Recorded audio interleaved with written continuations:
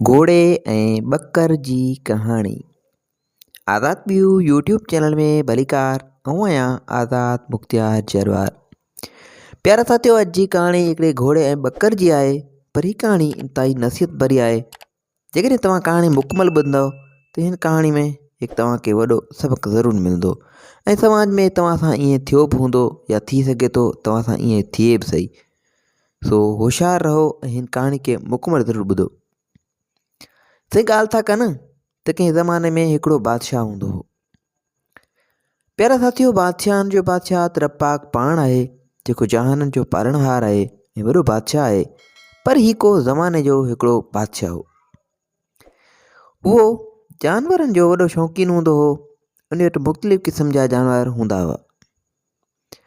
उन्हनि जानवरनि में हिकिड़ो घोड़ो ऐं हिकिड़ो ॿकर पिणु उन वटि हुआ, जेके हिकिड़े ई छांवरे में ॿधा पिया हूंदा हुआ ऐं गॾु हूंदा हुआ।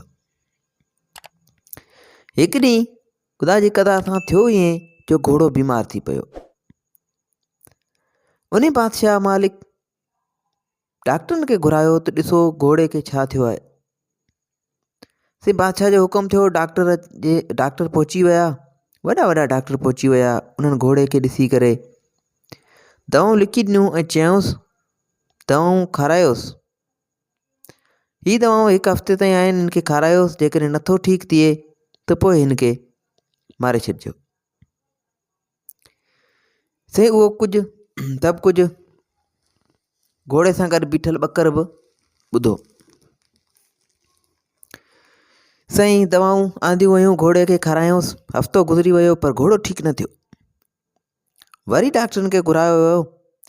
डॉक्टरनि चयो त हाणे ही सिर्फ़ु 10 ॾींहंनि ताईं महिमान आहे। जेकॾहिं हिन 10 ॾींहंनि में ही उथी वियो ऐं हलणु फिरणु शुरू कयईं त बची वेंदो, न त पोइ 10 ॾींहं आख़िरी आहे, हिन खे भले मारे छॾिजो, ही कमु जो न आहे। ॿकर इहे ॻाल्हियूं ॿुधियूं। डॉक्टर जे वञण खां पोइ, मालिक ऐं बादशाह जे वञण खां पोइ ॿकर इहे सभु ॻाल्हियूं घोड़े खे ॿुधायूं।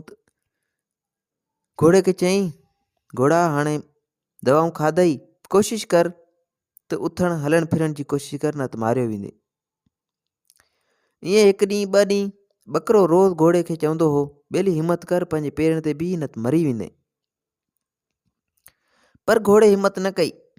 आख़िर हिकु ॾींहुं 2 ॾींहं 3 ॾींहं 4 ॾींहं गुज़रंदा विया। आख़िर 10 ॾींहं आख़िरी ॾींहं ते मालिक आयो ऐं घोड़े खे ॾिठाईं त आसरो पले ज़हर वठण लाइ हलियो वियो।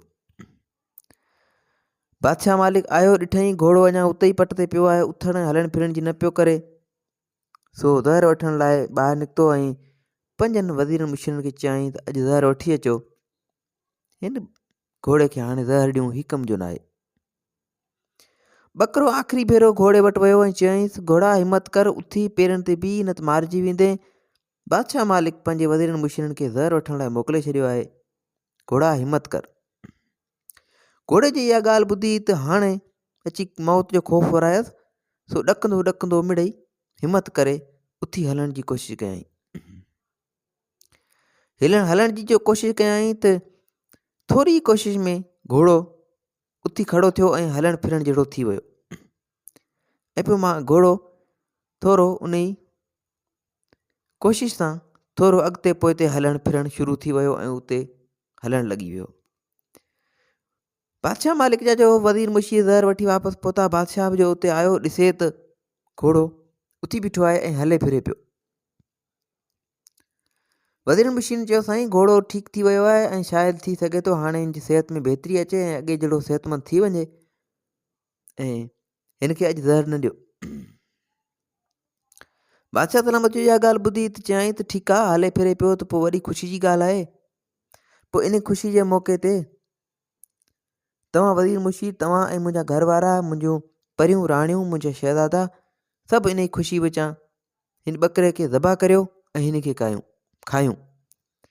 साईं पोइ थियो ईअं जो उन बीमार घोड़े जे बजाए, उनखे ज़हर ॾियण जे बजाए उन सेहतमंद ॿकरे खे हिलाल कयो वियो ऐं वज़ीरनि मुशीरनि सभिनी उनखे गॾिजी पोइ ख़ुशी सां खाधो।